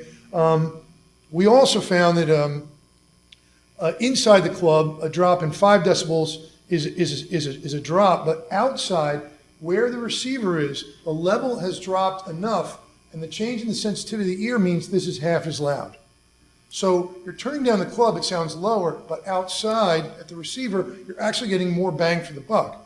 This is an interesting physiological effect because at lower sound levels, a 5 drop is significant. okay, in low frequency. So this may be to our advantage. How do we look at it inside the French Quarter? It's like moving the venue 100 feet further away. Okay, and that's just by turning it down a little bit, or moving your receiver 100 feet away, which I think, depends on how you're looking at it, I think everyone would say, oh, that sounds like an advantage. The other thing is soundproofing may be prohibitive in terms of the geometry inside the space, the loading of the roof of the building, something like that. And so there's an issue there that we have to think about, and you're getting this result that we think might be to the advantage for those that are interested in doing it. And it still holds, if the door is open and you turn down 5, it's still 5 down, right? If you shut the doors, it goes lower, right? So I think this is something that should be entertained, those that are interested. The mentorship gap is something that was brought up by a number of people, and that is that it says, as mentioned earlier, I don't know that really, I figured that was a big part of it. The street musicians go out, and maybe in times before, there was much more of a process where younger people played with the older people and learn the traditions and learn the awareness. And now younger people are doing it, let's say, their own way. And this is only one path. The development of street musicians, all kinds of paths. And as I have to say, this may lead to new forms of music, but it has the potential, I say here, to drift from other parts of the tradition that concern other elements of performance that experienced players are better at negotiating. That is their environment. Okay? So, and I'll say this, I have 2 young boys in my house, 14 and 15, okay? And they don't quite understand the world yet. And so they can get into trouble. And I think that while maybe some young people in this city may have more street smarts than my kids, there is the potential to make poor judgments. And so that's this mentorship issue. And so we talked about high schools. And if these are one of the incubation grounds for brass players, can band directors act as mentors in this capacity? This is sort of, the Musicians Assistance Foundation says, we want to go in high schools and study sound levels, and they want to look at acoustics of rooms, and they want to improve this. What about adding this to it? Add this to it. Say, talk about these things like mindfulness, self-discipline, playing styles. Talk about playing in the street. And then here at the bottom, rights come with responsibilities. That was said already today. Maintaining a peaceful coexistence. These things are sort of become part of what we're talking about when we talk to these young people, and where better to do it than in the classroom with people they respect and who are teaching them about what they're doing while they're learning about music. Okay? Zoning and permitting for venues and preventative measures. And I've seen some interesting procedures in the, but since what I can say is there's not a formalized process. And I feel that if sound comes up, a red flag should be raised. There should be some sort of, I'd say, a set of procedures you go through to vet information and make sure that, if we have, that we know what we're dealing with indoors and outdoors. And so there is no process. We do know that if residents are vocal, that there typically will be more scrutiny applied, okay? And that's kudos to the people who are raising the flag, okay? And we do know that good neighbor agreements can be established, but again, these they don't necessarily have teeth all the time, or have teeth at all. But at least people are talking. This is part of the negotiation process that we're looking for. So I propose that we look at indoor and outdoor separately, and then sort through the programming. And also, but then at this point, who takes care of this? Where's your expertise? Who's going to take the time? And that was one of the issues when I was talking to the issues when I was talking to people who work in zoning and permitting. And the question is, who's going to do this? And I think the idea is the proposal needs to make the process simple, but at least somehow hold some accountability. If you don't do it in the design phase, it's not going to get any better when they build it or when they start. So I think that's an important part of it. I also feel, and in San Francisco, they have a disclosure. If you're within 300 feet of a venue that has entertainment, it has to be in any sort of real estate sales statements. And while there might be resistance to that, it seems like that would be kind of common sense to prevent some of the issues that relate to people moving into a place and finding out suddenly they live next to something. And this may help. Again, we're talking about a whole set of approaches that might be useful in improving piece by piece these keys to improving the quality of life. So I'll get to a summary here, and I'll read these. We have identified that there are numerous issues in regard to sound in New Orleans and how these affect the quality of life for the inhabitants. Okay, and we've talked about different. We've also discussed the concept of soundscape and various techniques that can be used to aid in urban planning with the goal of improvement of the quality of life. So, and again, while I said this seems academic at times or a little distant, I think that we've seen it work time and time again. It has to be adapted to your place, even the most complex environments. We discussed the perception of sound in terms of social, psychological, economic, historical factors, because we have a history of complaints. We have an old problem here, as Elaine said. Heavily into whether a sound is annoying to a particular person. This points to a greater understanding and appreciation on both sides of the points of view to, A, understand that sound behavior can be annoying to others, and B, some sounds are part of being in a city and the types of people in it. So we have to look at both things here. And I think in a very hopeful set of presentations, great work. There are many things going on in New Orleans to help maintain or improve the quality of life in regard to sound and the inhabitants. And some of these people here today are raising the collective consciousness of the stakeholders involved. This is really, really important. Raising the consciousness about sound and perception will bring it into part of everyday consideration. The more people that are aware and are thinking about it, the more we can think about it ahead or think about it constructively. And the result in the creation of methods for prevention, planning, and resolving issues over sound without resorting to extreme legislative or executive measures. So I think that this is where we're already going could be enhanced by some of maybe these ideas I presented earlier, but also whatever anybody else is thinking today. Maybe this promotes more ideas and development of these types of things. So thank you to the presenters and all that came. And I think we can open the floor to questions to different people. And thank you. So.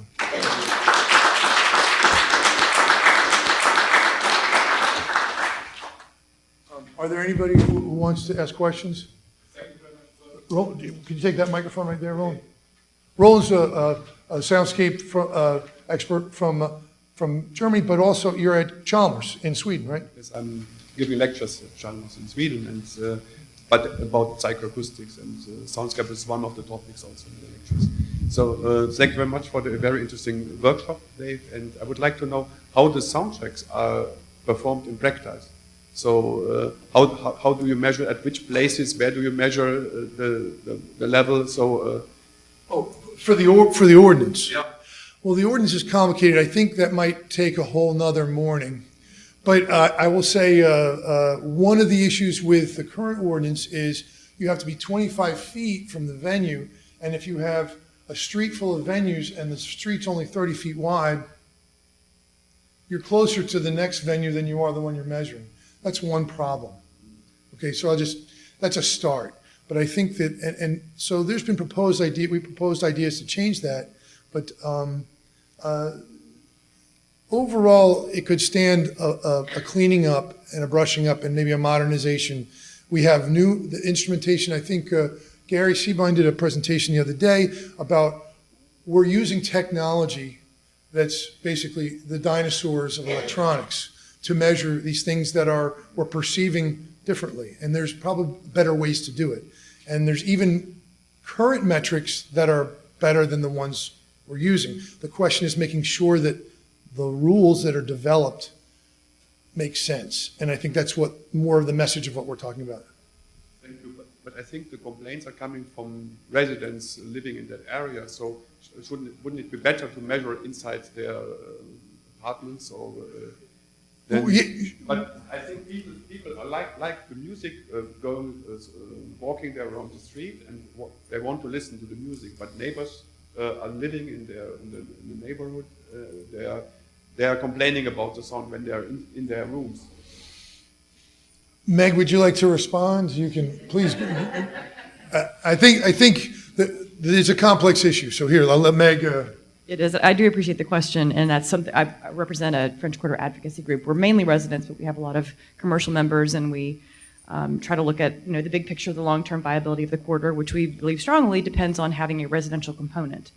And I've said this in many forums, so I don't mind saying it again.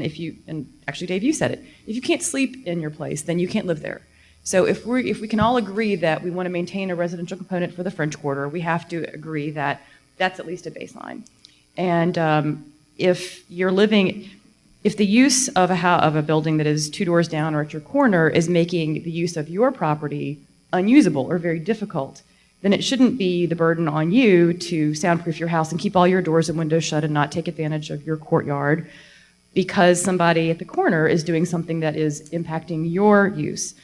Residential uses typically do not have negative effects on commercial uses. It tends to be the other way around, and it is not by any means 100%. I mean, there are, most of the businesses in the quarter are fine. We have wonderful relationships with them. There are a few, and I think Ms. Babcock indicated that there are some that have numerous complaints. I'm very interested in finding out more about those. But our goal is simply for all of these uses to be able to exist at the same time, where they are zoned and within the law. And if the laws were clearer and that therefore were enforceable, we probably wouldn't have these problems. There's no one, contrary to some popular opinion, that just wants to shut down music clubs. That is not the goal. The goal is to have them operate in a way that does not preclude the residential uses and frankly some of the business uses nearby.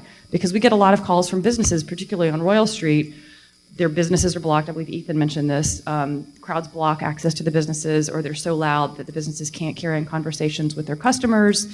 And again, the repetitive songs, the 2 or 3 songs played for 5 hours in a row, which is not something that any ordinance that I can think of can address.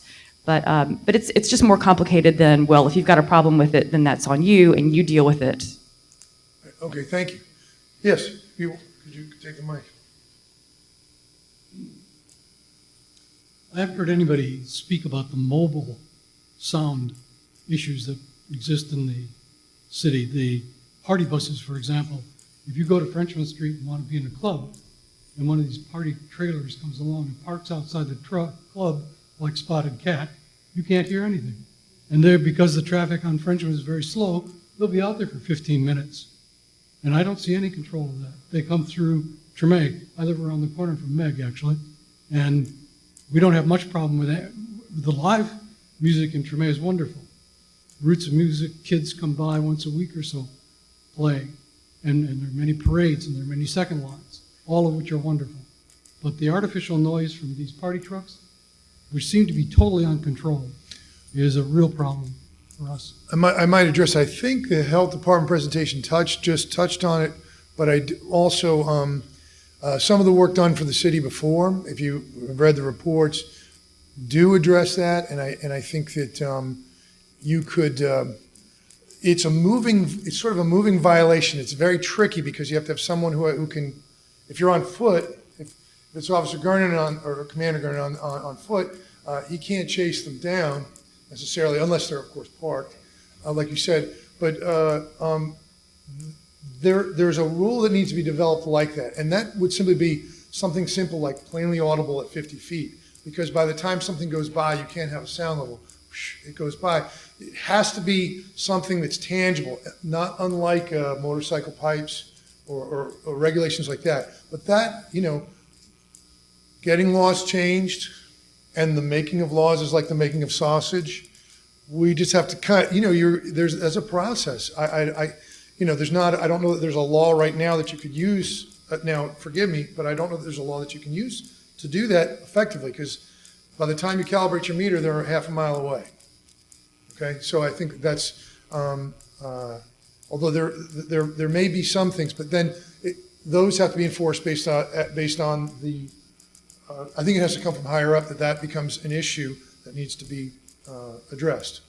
Does that answer your question, Sam? I mean, I see there's a problem. Right. It's not been addressed. Well, it's been discussed.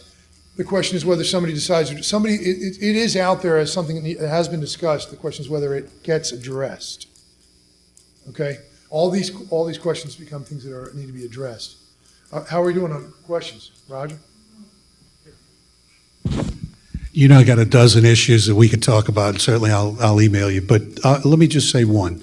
Since the move is to take this enforcement away from the police department and criminality and to make it part of the health department, if the health department were charged simply with enforcing existing federal OSHA exposure limits inside the club, it would simplify the measurement, positioning, and everything else.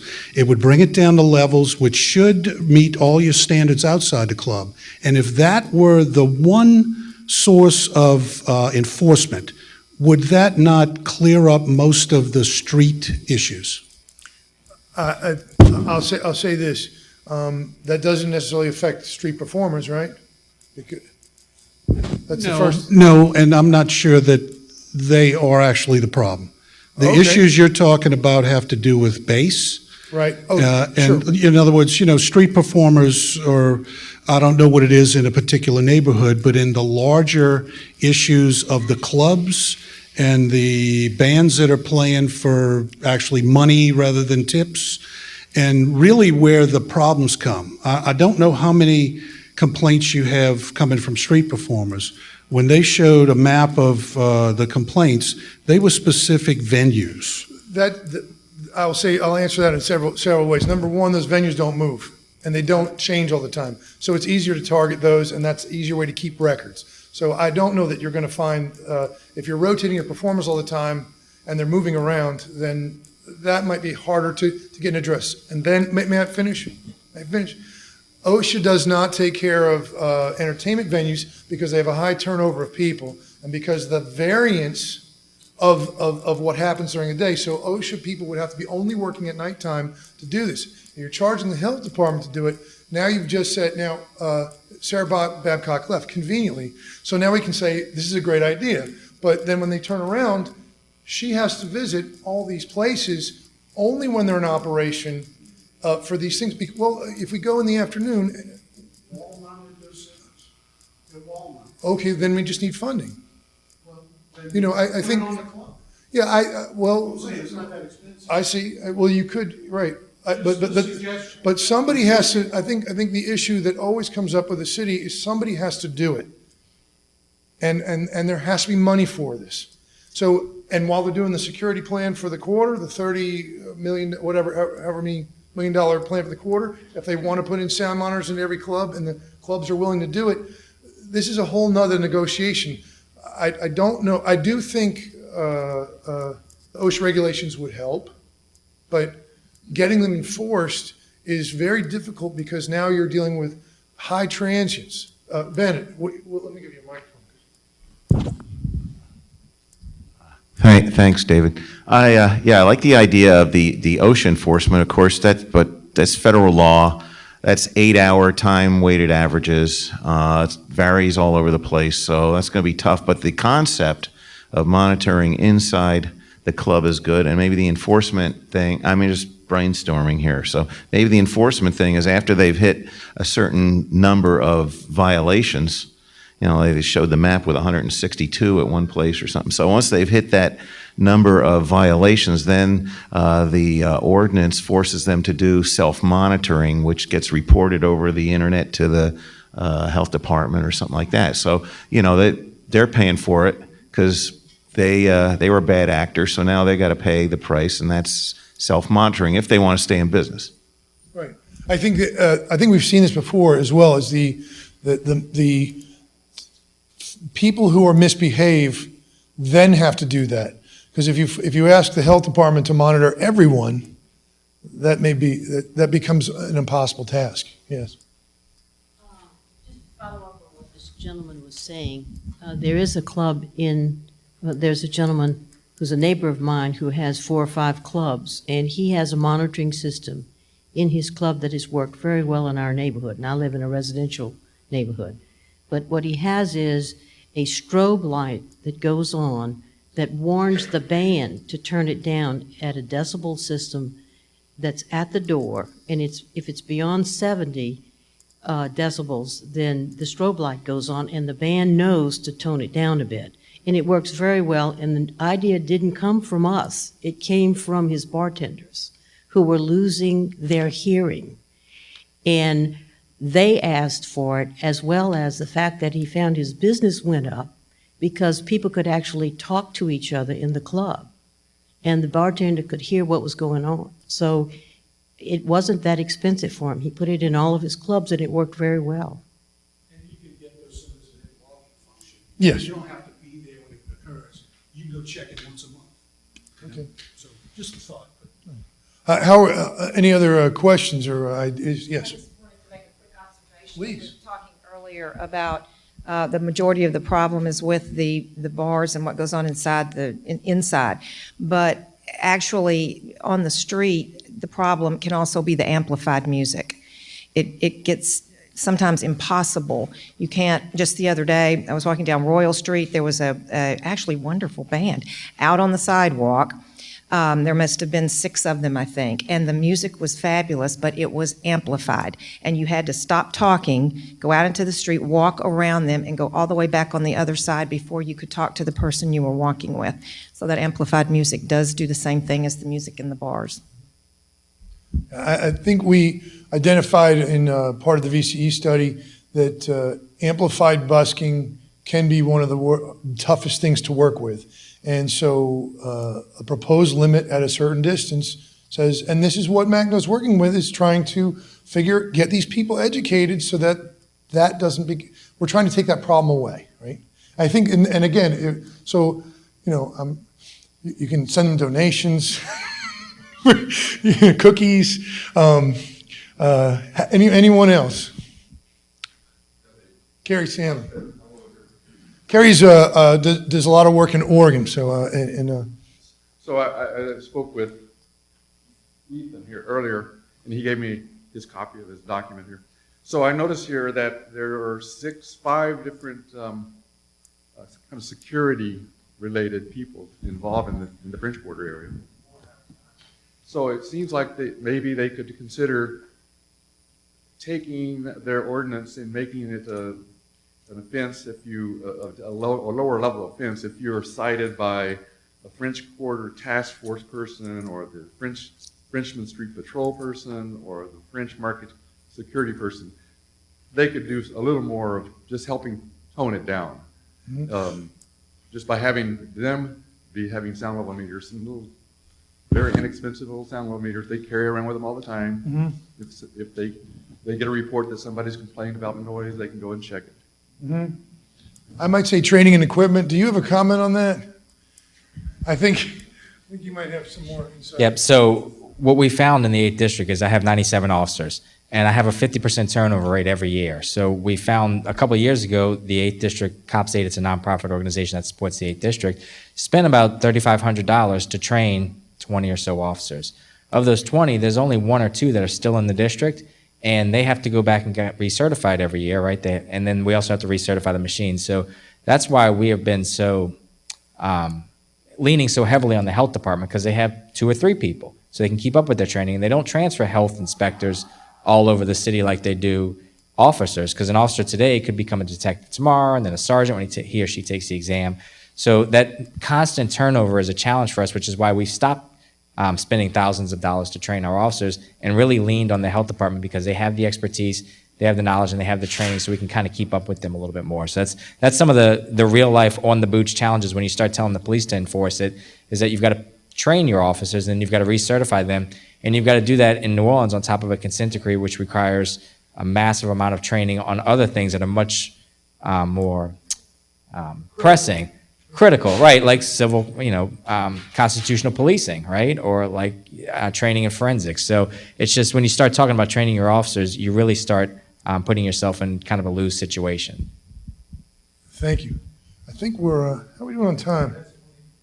You want to have one more comment? I think, how are we doing? Is it noon? Sure, I would just add to that about the enforcement piece really quickly, is that I think now we're up to 8 or 9 different agencies or organizations enforcing the code or something like that. I know there's like the levy patrol are also involved now, and so a lot of our work is also figuring out who people have interacted with, so we can figure out the right chain of command that we can use to address it. Because I can talk to Commander Gurning and say like that's not us, and so we need to figure out sometimes who hired them and who their commanding officer is, what the chain of command is, so that we can address it systemically, because there's no way everybody can talk to every officer and get them all to understand the laws around street performance. If you quiz me now, I probably couldn't tell you all of them either, and nor could a performer, nor could an officer. So figuring a systemic way to get some of that stuff addressed from the top down, I think is the only way to really figure that out, but it involves getting buy-in from all of the different enforcement organizations, which is, I think, the challenge. All right, well, I think I've spilled over a little bit. I can see I'm done. Anyway, and we are done, but I wanted to say thank you, everyone, for coming, and thank you to all our speakers and all your time today. So there'll be a sound walk at 3 o'clock that'll start out front, and Tommy here has documented the whole thing, so we're going to have it available online so you can go back and pick it apart. Thank you. And if you haven't signed in, please sign in. Thank you.